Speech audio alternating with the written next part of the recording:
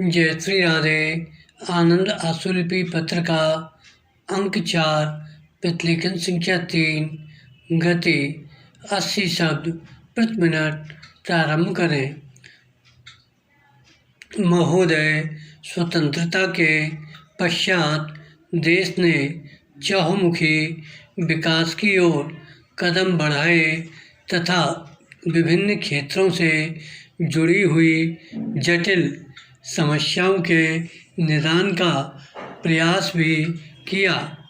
भारतीय गणतंत्र में नागरिकों को मौलिक अधिकार सुलभ हुए, समानता के अवसर प्राप्त हुए और अभिव्यक्ति की स्वतंत्रता उपलब्ध हुई। जहाँ अभिव्यक्ति की बात आती है, वहाँ भारत की भाषा समस्या स्वयं ही सामने आ जाती है, क्योंकि इसका सीधा संबंध जन जन की आशाओं और आकांक्षाओं से है।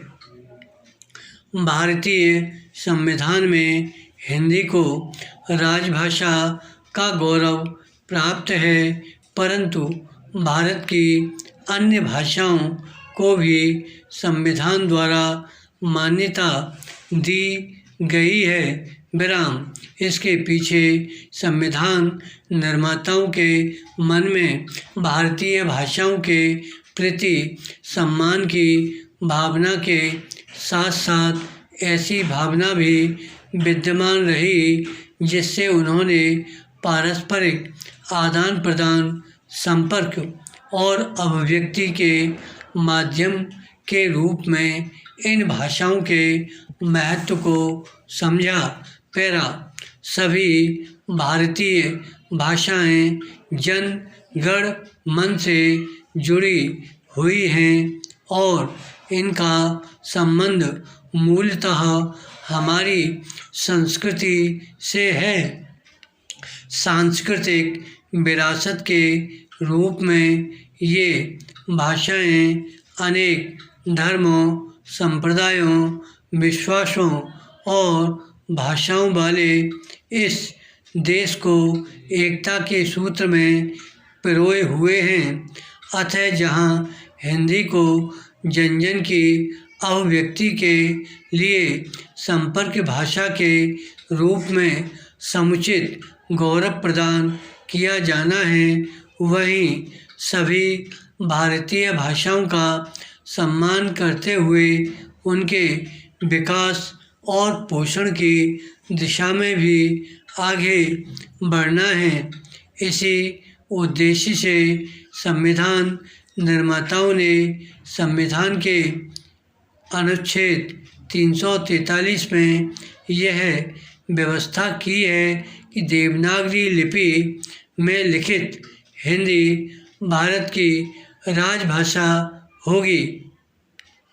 इसके अतिरिक्त यह निर्देश भी है कि जहाँ शब्दावली की कठिनाई सामने आएगी, वहाँ मूल रूप से संस्कृत से तथा उसके बाद भारत की अन्य भाषाओं से शब्द लिए जाएं।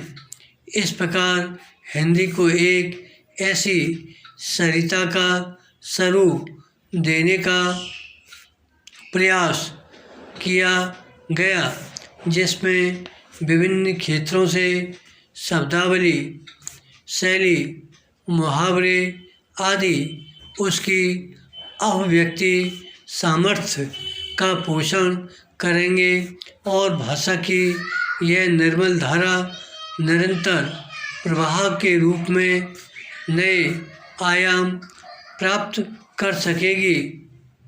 भारतीय गणतंत्र में विद्यमान भाषा समस्या के समाधान के लिए नई सोच की आवश्यकता है।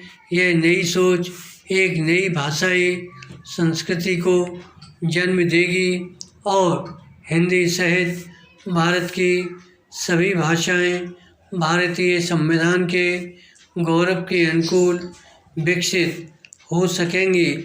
हमारे विचारक तथा देशभक्त स्वतंत्रता से पहले भी भारत की भावनात्मक एकता के पोषण के लिए तथा संपर्क भाषा की आवश्यकता पर बल देते रहे हैं। धन्यवाद।